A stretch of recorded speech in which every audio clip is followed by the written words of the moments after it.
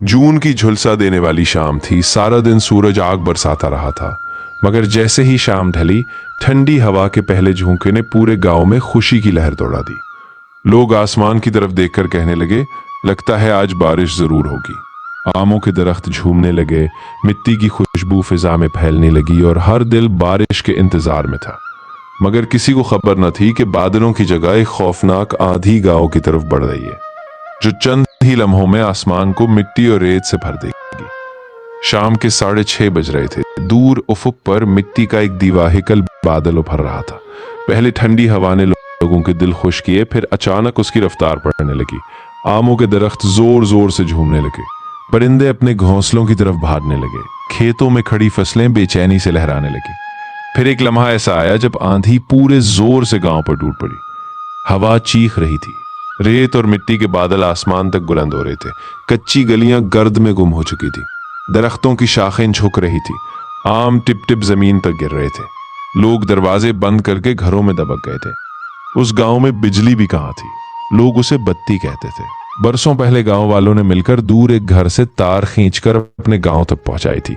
इतनी कमजोर बिजली के बमुश्किल एक बल्ब जलता था। आंधी के दौरान वो बत्ती भी बार बार कांप रही थी, कभी जलती, कभी बुझ जाती और कभी सिर्फ मध्यम सी रोशनी बाकी रह जाती। बच्चे अपनी माओं के साथ लिपटे बैठे थे, बुजुर्ग दुआएं पढ़ रहे थे और हर शख्स इंतजार कर रहा था कि ये आंधी आखिर कब थमेगी। तकरीबन 1 घंटे बाद आंधी की शिद्दत कम होने लगी, हवा की गरज मध्यम पड़ गई, रेत के बादल बैठने लगे, दरख्तों का शोर सरगोशियों में बदल गया और फिर एक अजीब सी खामोशी छा गई।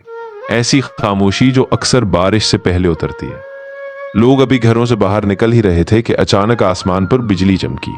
पूरा गांव एक लम्हे के लिए रोशन हो गया। सबकी नजरें आसमान की तरफ उठ गईं। फिर एक जोरदार गरज सुनाई दी और चंद लम्हों बाद एक बूंद गिरी, फिर दूसरी, फिर तीसरी और देखते ही देखते बारिश बरसने लगी। वो बारिश जिसका गांव वाले शाम से इंतजार कर रहे थे। खुश्क जमीन ने पहली बूंदों को यूं जज्ब किया जैसे बरसों की प्यास बुझा रही हो। मिट्टी से उठने वाली सौंधी खुशबू ने पूरे माहौल को मुअत्तर कर दिया। बच्चे खुशी से घरों से बाहर निकल आए। कोई बारिश में हाथ फैलाकर खड़ा था, कोई नंगे पांव गली में दौड़ रहा था, कोई हंस रहा था, कोई शोर बचा रहा था। बुजुर्ग चारपाइयों पर बैठे मुस्कुरा रहे थे।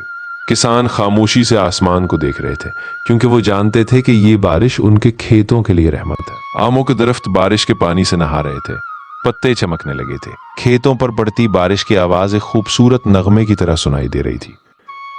तकरीबन आधा घंटा बारिश बरसती रही, ना बहुत तेज ना बहुत हल्की, बस इतनी कि गर्मी धुल जाए और जमीन की प्यास बुझ जाए। रात के 9 बज चुके थे। बारिश रुक गई थी। हवा पहले से कहीं ज्यादा ठंडी हो चुकी थी। गांव की कच्ची गलियां भीग चुकी थी। दरख्तों से पानी के कतरे टपक रहे थे। दूर गई मेंढकों की आवाजें सुनाई देने लगी थी।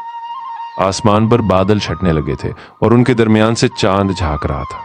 लोग अपने घरों के सहनों में चारपाइयां बिछाने लगे। कोई किसी के हाथ में गर्म चाय का कप था, कोई बारिश के बाद की ठंडी हवा से लुत्फानंदोज हो रहा था। बच्चे सारा दिन खेल कूद और बारिश में भीगने के बाद थक चुके थे। वो जल्द ही अपनी चारपाइयों पर लेट गए। आमों की खुशबू अभी भी हवा में रची हुई थी। खेतों से ठंडी हवाएं आ रही थी। दूर गली में वही कमजोर सी बत्ती जल रही थी, जिसकी जर्द रोशनी बारिश से धुली हुई जमीन पर पड़ रही थी। आहिस्ता आहिस्ता गांव खामोश होने लगा। गुफ्तगू की आवाजें मध्यम हो गई, दरवाजे बंद हो गए। चारपाइयों पर लेटे लोग आसमान के सितारों को देखते देखते नींद की आगोश में जाने लगे और फिर पूरा गांव सो गया। बारिश से धुली मिट्टी की खुशबू, आमों के बागात की महक, ठंडी हवा के नरम झोंके और रात की पुरसुकून खामोशी गोया पूरे गांव को लोरी सुना रही थी। उस रात ना गर्मी थी ना आंधी का खौफ, सिर्फ सुकून था। ऐसा सुकून जो सिर्फ बारिश के बाद देहात की रातों में उतरता है।